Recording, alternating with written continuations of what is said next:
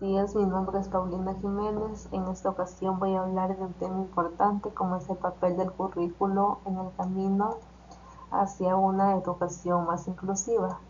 Quiero empezar a contar un poco desde mi experiencia sobre lo que yo conocía de este tema, ya que acerca del currículo cuando iniciamos el ciclo era una palabra un poco nueva, digámosle así, y yo la asocié más con un documento que tiene objetivos, contenidos y evaluaciones.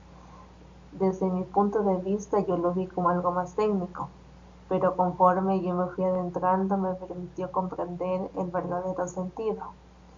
Y así puedo decir que el currículo es mucho más que un documento, la podemos ver como la base de la educación, un espacio donde no solo se define lo que se va a enseñar, sino también el para qué y a quiénes voy a enseñar. En otras palabras, sería como el reflejo, por así decirlo, de los valores, de las metas que se busca como sociedad en general y de la forma en cómo se entiende la enseñanza y el aprendizaje.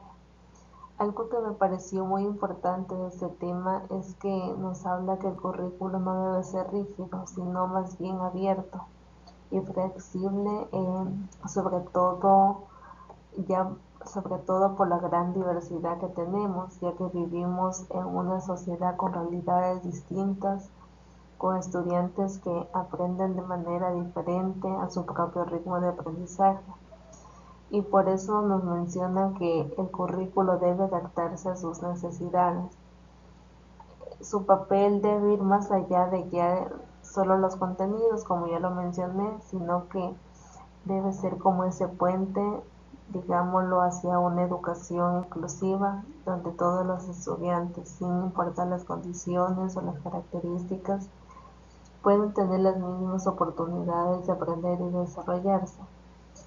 Hoy me voy a enfocar a hablar sobre cómo el currículo puede transformarse en una herramienta de cambio para incluir, reconocer las diferencias y tener una educación más humana. Para poder entender un poco más del tema, me adentré en un texto que trabajamos como estudiantes y nos menciona que el currículo es ese instrumento que va a orientar todo el proceso educativo, pero en él también se van a reflejar los valores y los fines que una sociedad considera importantes para la formación de las personas. Este no solo va a organizar lo que se enseña, sino que también la forma en que se entiende la educación y el tipo de personas que se busca formar. Y ahí está su papel en el camino de la inclusión, porque no busca que todos los estudiantes vayan aprendiendo de la misma manera, sino que aquí se reconoce y se valora la diversidad, donde cada estudiante tiene su propia historia, su ritmo, sus fortalezas y también sus desafíos. Y cuando el currículo se adapta a esas necesidades, la educación se vuelve más significativa y, como ya lo mencioné, inclusiva. También nos mencionaba que los primeros retos de la educación inclusiva es romper con una idea de un término que se lo denomina homogeneidad, ya que nos hablaba que durante mucho tiempo se creyó que todos debían aprender al mismo ritmo de aprendizaje, con los mismos métodos y ser evaluados de la misma forma. Pero ahora, desde mi punto de vista, la educación en ese entonces seguía como que un método tradicional donde el docente enseña y el estudiante se limita a escuchar por horas la clase. A lo que me refiero es que la clase entonces se la veía como algo en general para todos. Es decir, esta no se iba adaptando al estilo de aprendizaje, dejando de lado, por así decirlo, a muchos niños y a jóvenes. Por eso mencionaba yo anteriormente que el currículo debe ser flexible, ofrecer estrategias para llegar a los mismos aprendizajes. En este proceso, el docente ya no es solo quien va a transmitir conocimientos. En la actualidad, el docente es quien acompaña, quien observa y adapta, pero sobre todo motiva y aplica un currículo que busca diferentes formas de enseñar, usando varios recursos, espacios donde el estudiante se sienta valorado. Y entonces ahí es donde se estaría aplicando la inclusión. Dentro de lo que sería la práctica que se va a ver en las acciones cotidianas, por ejemplo, sería donde se utilizan materiales visuales, auditivos para apoyar a quienes aprenden mejor de esas formas, o también cuando se realizan actividades con varios niveles de dificultad, con la finalidad de que el estudiante avance a su ritmo. Eso sería para mí la inclusión, ofrecer al estudiante verdaderas oportunidades de aprendizaje y no exigir que todos aprendan por igual. La inclusión no solo debe quedarse en el aula, sino que debe integrarse desde el propio diseño curricular. Los principios de equidad y respeto deben estar presentes desde un inicio, desde los objetivos, desde los contenidos, la metodología y la evaluación, ya que de nada serviría que se hable de una inclusión si al currículo no se le sustenta una base desde su estructura, por así decirlo.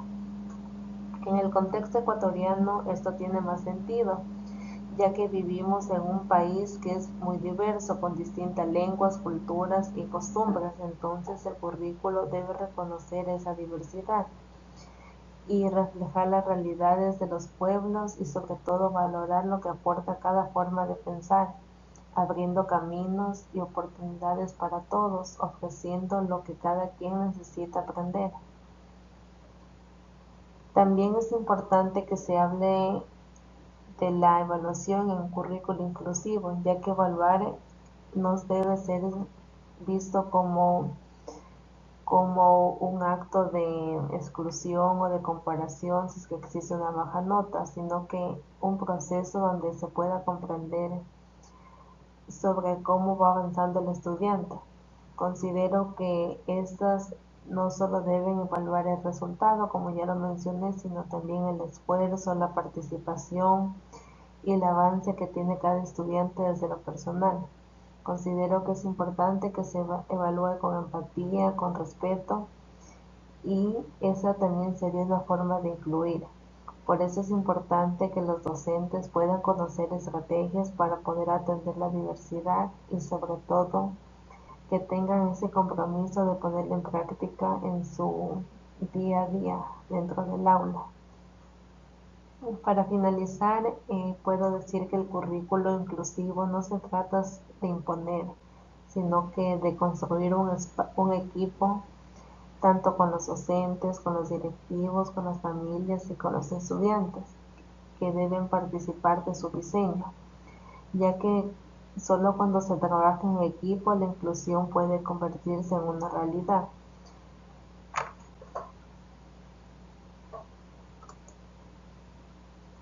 Por último, puedo decir que el currículo no debe ser visto como una obligación que las instituciones educativas deben hacer o tener, sino que se lo debería ver más como una herramienta que va a transformar la forma en la que se educa, ya que cuando éste se lo diseña con empatía y se aplica de manera flexible, se puede lograr equidad.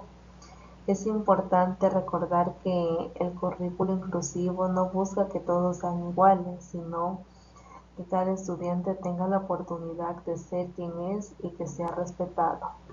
Gracias.